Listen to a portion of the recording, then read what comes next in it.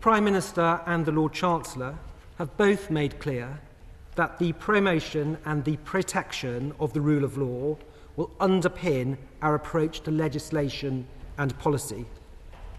As we face the profoundly difficult choices and decisions that every government must make, it is the rule of law that will serve as our lodestar. In recent years, events at home and abroad have served to remind us that once you start pulling on a single thread of the fabric of our rule of law system, when democratic norms are whittled away through attrition, the risk of systemic unravelling is great. And the concomitant task of retrenching standards that we once all took for granted becomes very difficult indeed. In addressing the threats to the rule of law and the measures necessary to promote it, we recognise the imperative of seeking to ensure a cross-party consensus about our shared fundamental values and how we protect them for future generations.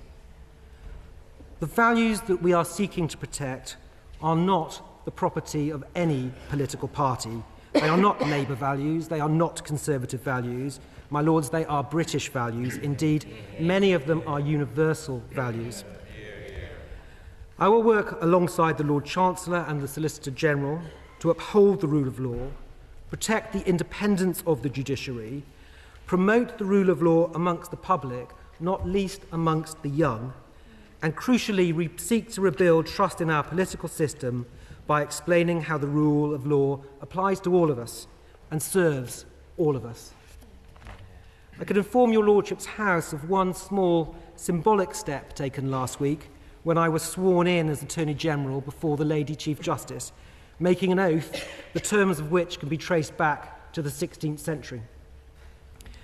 Combining in that distinctly British way tradition and reform, I am pleased to say that for the first time our oath as law officers included not only the traditional commitments to serve His Majesty the King, but also an explicit promise to respect the rule of law.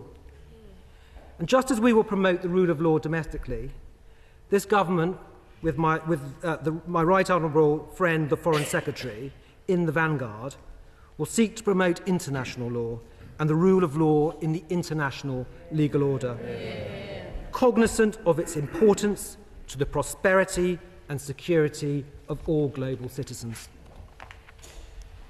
This chamber has a special role in the scrutiny of legislation, and we will seek to promote the highest standards in how we legislate, seeking to increase accessibility and certainty of law, including by guarding against the abuse of the proper role of secondary legislation. And I know I will be supported by many of my noble and learned friends in this aim, and I very much look forward to drawing upon their wisdom.